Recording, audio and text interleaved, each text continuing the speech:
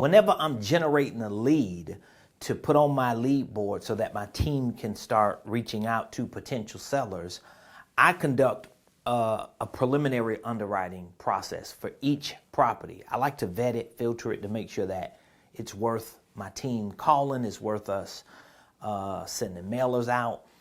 I don't just dump a whole lot of trashy properties on our lead board. However, in order for me to do enough of them so that we can have a volume of opportunities and activities, you have to underwrite these deals quickly. And so my preliminary underwriting process for each property may be 15, 20 seconds sometimes, definitely no more than 30 to 45 seconds. And there are just a few data points that I'm gonna look at, because remember, this is just a preliminary underwriting to make sure that my list is solid so that when my team starts reaching out, whenever we do get a response, I already know, just based on my preliminary underwriting, that it's a potential good deal. So how do I do it? Let me show you how I do it. When it's a subject to deal, because that's primarily what our acquisition strategy is. So even though we will entertain opportunities to purchase properties traditionally, but 100% of the time, my lead board is based on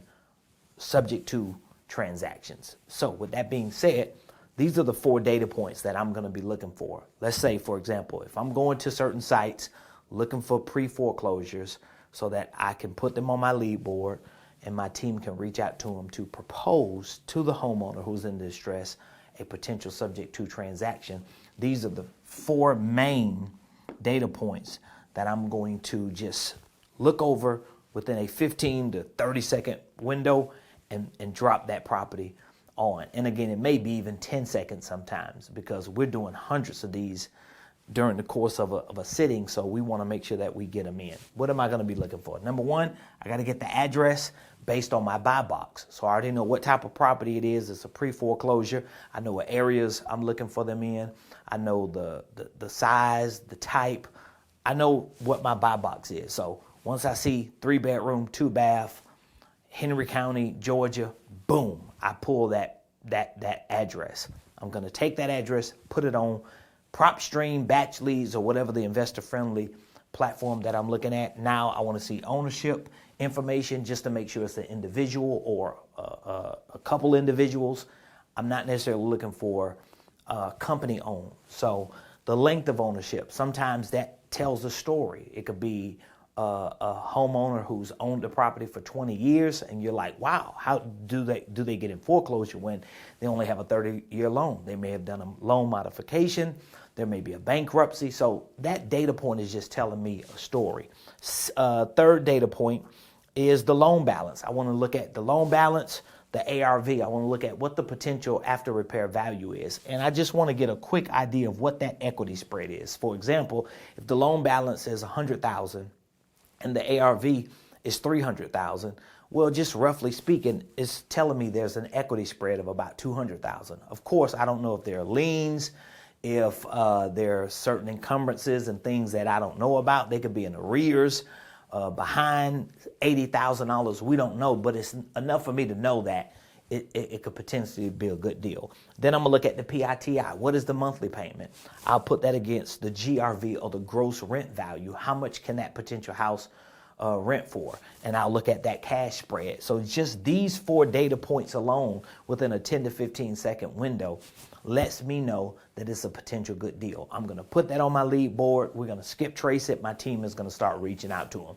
It's just as simple as that. Now, in the event someone responds and we're able to negotiate some type of a deal, now I'm going to do post-contact underwriting.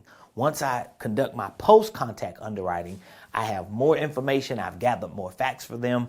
My numbers may be a little clearer because I've asked them certain questions. They've given me certain answers. And I'm going to take all that data, all those numbers, and I'm going to look at what my cost of acquisition is going to be to purchase the property. And I'll look at what my cost of disposition will be whenever I exit the property, whether it's an exit as a flip or exit as a lease. If it's a flip, I'm looking at the ARV. What can I sell it for? If it's a rental, I'm looking at the GRV, what I can rent it for. And I'll take the total cost of acquisition and I'll deduct it from the purchase or the sale price or the list price. If it is a rental, I'll take the total cost and I'll deduct it from the rent price. So for example, if I could sell the home for $240,000 like I have before, that's why I like to use numbers I'm familiar with. If I could sell the home for $240,000, I'm going to deduct how much would it cost for me to acquire the property, and I'm going to deduct my disposition costs, commissions, closing costs, and then I'll see what that net number is.